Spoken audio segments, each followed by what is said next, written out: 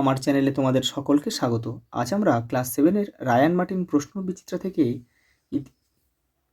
পরিবেশের প্রথম পর্যায়ক্রমিক মূল্যায়নের চতুর্থ স্কুল সলভ করব।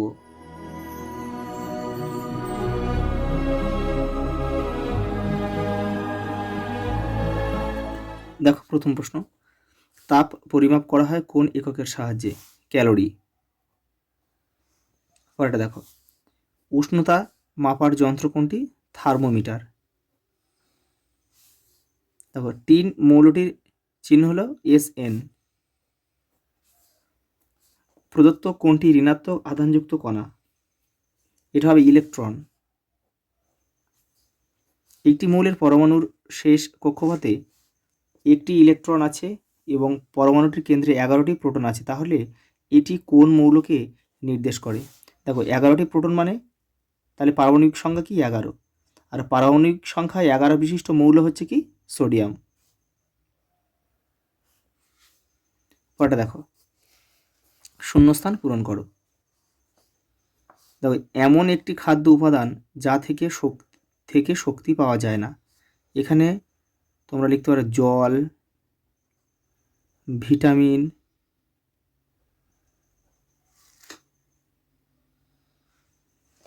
খনিজ মৌল, এগুলো লিখতে পারো তোমরা, কারণ এগুলো থেকে কিন্তু শক্তি পাওয়া যায় না। যে কোনো একটা লিখলে হবে। জলে গুলে যায় এমন একটি ভিটামিন হলো ভিটামিন সি। তারপরে বি কমপ্লেক্স এগুলো হচ্ছে জলে গুলে যায়। আর এ, ডি, ই, কে এগুলো কিন্তু ফ্যাটে দ্রবণীয়। মানুষের লোহিত রক্তকণিকায় হিমোগ্লোবিন প্রোটিন থাকে। হিমোগ্লোবিন প্রোটিন থাকে। যখন কোনো বাষ্প তরলে পরিণত হয় তখন কি ঘটে? তখন ঘনীভবন ঘটে।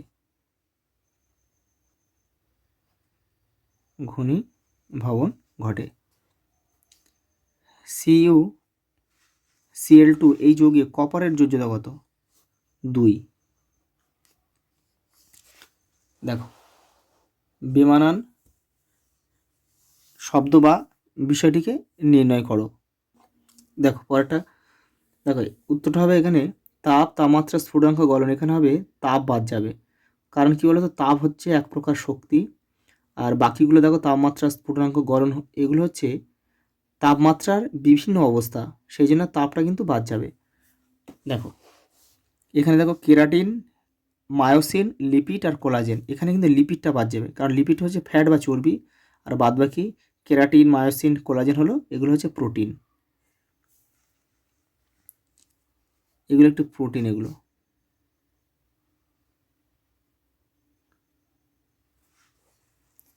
দেখো একটি বাক্যে উত্তর দাও। দেখো তাপমাত্রা মাপক ফারেনহাইট স্কেলের ঊর্ধ্ব স্থিরাঙ্কের মান কত? এটা হবে 212 ডিগ্রি ফারেনহাইট। পরেরটা দেখো, একটি ক্লিনিক্যাল থার্মোমিটার 90 ডিগ্রি এফ ও 107 ডিগ্রি এফ ফুটন্ত জলে ডোবালে থার্মোমিটার পাঠ কত দেখাবে? এটা হবে 107ই হবে, 107 ডিগ্রি ফারেনহাইট, কারণ ফুটন্ত জলের পাঠ কিন্তু হবে, ফুটন্ত জলের তাপমাত্রা হচ্ছে তোমার 212 ডিগ্রি এফ, তাহলে এখানে 90 রয়েছে আর 107 রয়েছে সর্বোচ্চ, তাহলে এটাই দেখাবে। পরেরটা দেখো, 0 ডিগ্রি সি উষ্ণতায় 10 গ্রাম বরফকে একটি পাত্রে রেখে 800 ক্যালোরি তাপ দেয়া হলো, যার ফলে বরফ গলে জল হলো। এক্ষেত্রে বরফের তাপমাত্রা কত হবে? এখানে বরফের তাপমাত্রা 0 ডিগ্রি হবে, কারণ যতক্ষণ না বরফটা গলে জলে পরিণত হবে ততক্ষণ কিন্তু উষ্ণতা স্থির থাকে। পরেরটা দেখো, কোন পরমাণু ক্রমাঙ্ক ও ভর সংখ্যা সমান হয়? এটা হবে হাইড্রোজেন।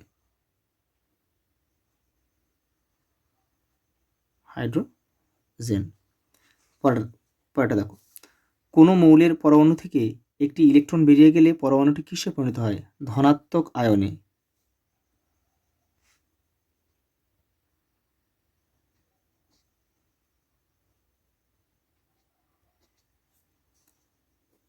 দাঁত ও হাড়ের গঠন মজবুত করে কোন খনিজ মৌল? এটা হবে ক্যালসিয়াম।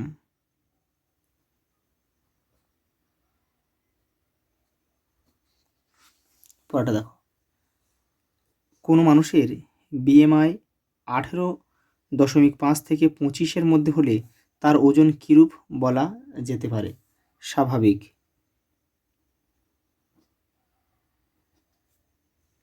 শ্বেতসার হজম হওয়ার পর কিসে পরিণত হয়? গ্লুকোজ। পরেরগুলো দেখো, ক্লিনিক্যাল থার্মোমিটারের সাহায্যে কোনো ছাত্রের জ্বর মেপে দেখা গেল 104°F, সেলসিয়াস স্কেলে এই তাপমাত্রার মান কত হবে? দেখো একটা অঙ্ক দিয়েছে, দেখে নাও। দেখো এখানে করে দিয়েছি আমি, দেখো সেলসিয়াস আর ফারেনহাইট স্কেলের সম্পর্ক কিন্তু C/5 = F-32/9। দেখো এখানে আমাদের এফের মানটা দেওয়া রয়েছে 104। তাহলে দেখো এখানে 104 করলাম, দুটো বিয়োগ করলাম, কত হলো 72। তাহলে 72/9, দেখো এটাকে কেটে গেল, কত হলো 8।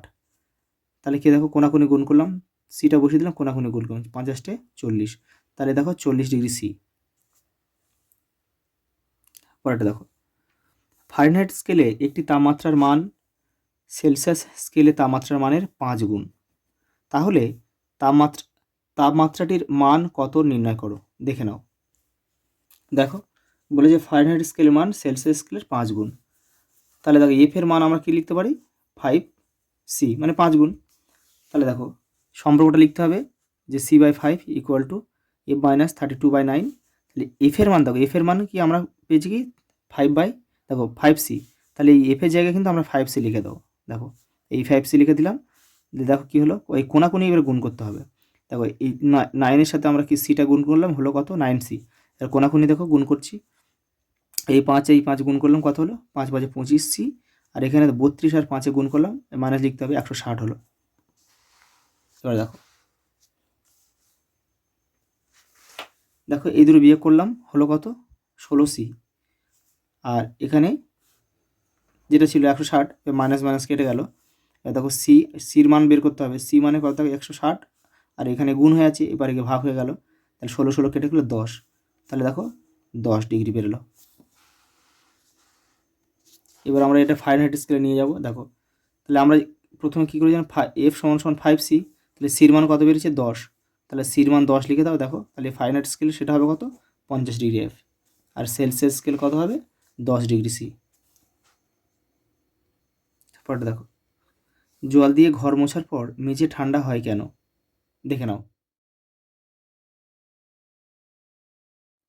পরটা দেখো, সাধারণ জলের মধ্যে বরফ দিলে জল ঠান্ডা হয়ে যায় কেন? পরেরটা দেখো, ক্যালসিয়াম কার্বনেটকে তাপ দিলে একটি ক্যালসিয়াম অক্সাইড ও কার্বন ডাইঅক্সাইড উৎপন্ন করে। এই বক্তব্যটিকে রাসায়নিক বিক্রিয়ার সাহায্যে প্রকাশ করো ও কোনটি বিক্রিয়ক পদার্থ লেখো, দেখে নাও। এই দেখো এই বিক্রিয়াটাই লিখে দিলাম। আর এখানে বিক্রিয়ক পদার্থ কোনটা, দেখো CaCO3, অর্থাৎ ক্যালসিয়াম কার্বনেট। পরেরটা দেখো, নিম্নোক্ত সমীকরণ দুটি সমতা বিধান করো, অর্থাৎ ব্যালেন্স করতে হবে, দেখে নাও। A আর B দুটো দিয়েছে, এই দেখে নাও। দেখো KClO3 আর KCl + O2। দেখো এখানে সমান করতে গেলে, দেখো এখানে সব অণুগুলোকে সমান করতে গেলে এখানে 2 খাওয়াতে হবে, আর এখানে 2 খাওয়াতে হবে, আর এখানে 3 খাওয়াতে হবে। দেখো এখানে তাহলে KCl দেখো কটা হলো, K এখানে দুটো হলো, K দুটো হলো।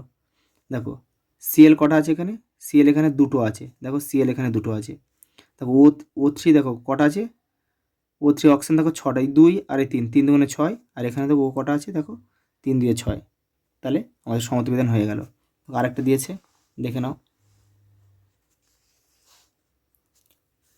দেখো এখানে, দেখো এখানে সমতা বিধান বলতে কিন্তু আমাদের এই অণুগুলোকে সমান করতে হবে। দেখো এখানে সি দেখো কটা আছে, সি এখানে কিন্তু একটাই আছে। দেখো এখানে সি আমরা এখানে একটাই রয়েছে। এইচ কটার আছে 4টে, এখানে এইচ কটার আছে, দেখো এখানে আমরা 2 খাইছি শুধু, এখানে একটা 2 খাইছি। দেখো তাহলে এইচ আমাদের কটা হয়ে গেলো, 4টে হয়ে গেলো, 2 2 4 হয়ে গেলো। কিন্তু দেখো ও কটা আছে, এখানে দুটো আছে, আর এখানে দুটো, মানে 4টে আছে। তাহলে এখানে আমাদের ও এখানে দুটো ছিল, তাহলে এখানে একটা 2 খাইয়ে দেবো, তাহলে 4টে হয়ে গেল, মিলে গেল। পরেরটা দেখো, খাদ্যতন্তু কি, তন্তু জাতীয় খাদ্য খেলে কোন কোন রোগ হওয়ার সম্ভাবনা কমে যায়। দেখো তোমাদের বইয়ের 160 নম্বর পেজে রয়েছে, দেখো এই দেখো খাদ্যতন্তু। এই যে এখান থেকে তোমাদের করতে হবে, এই যে এখান থেকে তোমরা লিখবে, এই যে যে খাদ্য হজম হয় না তা মল হয়ে দেহ থেকে বেরিয়ে যায়, এখান থেকে এই পর্যন্ত লিখবে। দেখো উচ্চ রক্তচাপ, স্থূলত্ব, অন্ত্রের ক্যান্সার ও কোষ্ঠকাঠিন্য কিন্তু হয় না, সম্ভাবনা কমে যায়। পরেরটা দেখো, কোন ভিটামিনের অভাবে মাড়ি থেকে রক্ত পড়া, দাঁত পড়ে যাওয়া প্রভৃতি উপসর্গ দেখা যায়? এটা হবে ভিটামিন সি এর অভাবে, ভিটামিন সি এর অভাবে। এই ভিটামিন অভাব পূরণের জন্য আমাদের খাদ্য তালিকায় কোন কোন খাদ্য থাকা উচিত? দেখো টক জাতীয় খাদ্য থাকা উচিত, যেমন আমলকি, মানে ভিটামিন সি জাতীয় খাবার খেতে হবে। আমলকি, লেবু জাতীয় ফল, তারপরে পেয়ারা, সবুজ শাক সবজি খেতে হবে। পরেরটা দেখো, মানবদেহে জল কিভাবে তাপ পরিবাহকের কাজ করে তার একটু উদাহরণ দাও। রক্তের মাধ্যমে করে।